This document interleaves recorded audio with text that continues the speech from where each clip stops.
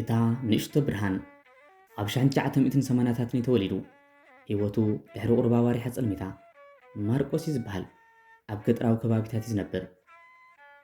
ስድራ ቤቱ ገና ብህፃን እንከሎ እዮም ተፈልየሞ።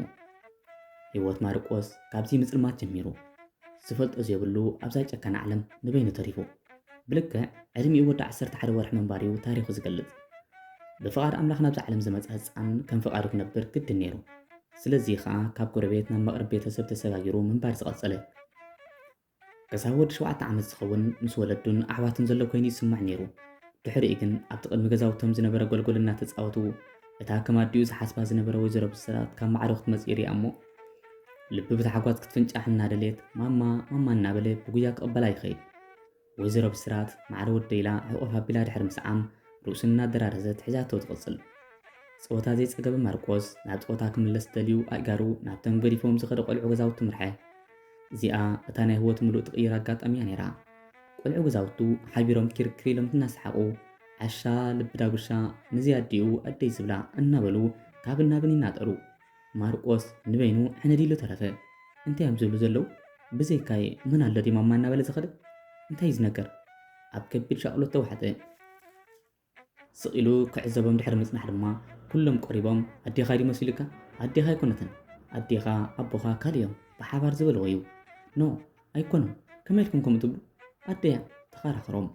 ሕጂ እውን ዓሻ ልቢ ዳጉሻ ንዚ ኣዲኡ ኣደይ ዝብላ እናበሉ ኢድ ንኢድ ተተሓሒዞም ኣብቲ ክቢ ቅርጺ እናዘለሉ ይፃወቱ። እዚ ሃንደበታዊ ተነፅሎን ማርቆስ ልቢ ዝትንክፍ ኣጋጣሚ ነይሩ።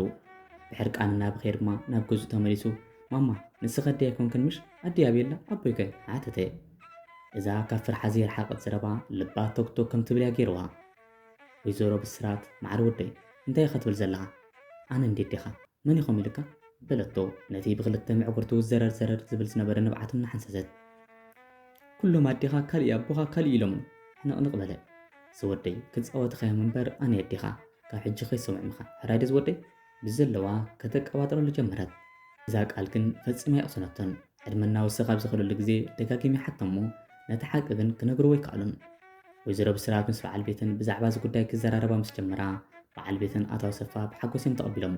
ንሶም ጽቡቕ ኣሎ ምናልባት ዕድሚኡ ንእሽተይ ስለ ዝኾነ ስነ ኣእምራዊ በስላታት ከይንፈጥረሉ ኢልና እምበር ወኢሉ ሓዲሩ እኮ ምፍላጥ ይተርፍን እዩ። ግን ክሳብ ቁሩብ ዝግብዝ እናመኸለና ክነፅንሖ ኢና። ድሕሪኡ ግን ባዕልና እውን ክንሕግዞ ኢና። ታሪክ ስድራ ቤቱ ኣፀቢቑ ክፈልጥ ኣለዎ በሉ። ወይዘሮ ብስራት ብወገነን በዚ ሓሳብ እዚ ተሰማምዓ። ዕድሚኡ ወዲ 16 ኣብ ዝረገፀሉ ልዕሊ ማንም ግዜ ብሕቶታት ዓቕሎም ኣፅበበሎ እሞ እቲ ሓቂ ድማ ዘርዚሮም ነገርዎ። ማርቆስ ዝያዳ ትማሊ ሎሚ ተጎድአ። ምስ ዕድሉ ከማርር ጀመረ። ስለምንታይ ንዓይ ጥራይ ከም ዝዕድል ኣጋጢሙኒ ንበይነይ እንታይ ኣቢሰደ ነፍሲ ወከፍ ደቂቕ ዝደጋግሞ ናይ መረረ ቃላት እዩ። ድሕሪ ቁሩብ ግዜ ግን ሓቢሮም ቴሌቭዥን እናተኸታተሉ ተመስገን ዘብሉ ዛንታ ተመልከተ። ሎሚ ኣብ ሰዓታት ቅድሚ ቀትሪ ሓደ ካብ ወርሒ ዘይሓልፍ ዕድመ ዘለዎ ህፃን ኣብ እንዳጓ ሓፍቶ ደሪቡ ተረኺቡ። ነዚ ቆልዓ ዝኾነ ዘመድ ቤተሰብ ክንረኽበሉ ይከኣልና ዝብል ምልክታ እዩ። ገዛ ብሓንሳብ ኣብ ፀጥታ ኣተወት። ማርቆስ መጀመርያ ግዜ ተመስገን ክብልን ፍረገፁ ፍሽኽታ ክንበብን ተረኣየ። ኩሎም ሓቢሮም ተጣማመቱ። ቀፀለ ማርቆስ ኩሉ ግዜ ሽግራት ከጋጥመና እንከሎ ናትና ዝዓበየ ልዕለና እውን ፈፂሙ ዝተሸገረ ዘሎ ይመስለናኒ። ግን ሕጂ ካባይ ዝኸፍኡ ከም ዘለዎ ኣስተውዒለ። ኣነ ደኣ እንተሓመቐ ንዓኹም እኳ ረኺበ ብዓብኢኻ ስድራይ እውን ሓደጋ ጎኒፍዎም እምበር ብዓለም ኣምፂኦም ከምዛ ይደርበይኑ። ስለዚ እዚ ሕጊ ተፈጥሮ እዩ ብምባል ልቢ ዘረስርስ ቃላት ተዛረቦም እሞ ኩሎም ተሓጎስን ከካብ ዝነበሩ ተንስኦም ድማ ሓቆፍዎን። ኣብዛ ዕለት እዚኣ ለካ ካባይ ዝኸፍኡ ናይ ህይወቶም መንገዲ ፀልሞቶም ኣለዉ እዮም።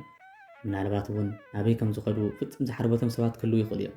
ስለዚ ኣነ እንተወሓደ ናይ ገሊኦም ተስፋ ክኸውን ኣለኒ ብምባል ኩሉ ግዜ መብራህቲ እናወልዐ ክነብር ጀሚሩ። መሬት ዓይኒ ክትሕዝን ከላ ግድን ኣብ ኣፍደገ ገዝኡ መብራህቲ ክውላዕ ኣለዎ። እዚ ንልዕሊ 20 ዓመት ብዘይ ምቁራፅ ቀፀለ። ዝረኣይዎ ሰባት ኣዝዮም እዮም ዝግረሙ። ንምንታይ ከም ዝትገብር ብዘይከውን ገንዘብካን ግዜኻን ኣይተባኸን እዚ እንታይ ረብሓ ኣለዎ ኮይኑ እናበሉ ካብ ዕላምኡ ከከናድቦ ዝፍትኑ ብዙሓት እዮም። ግን ከዓ ኣይሰምዖምን።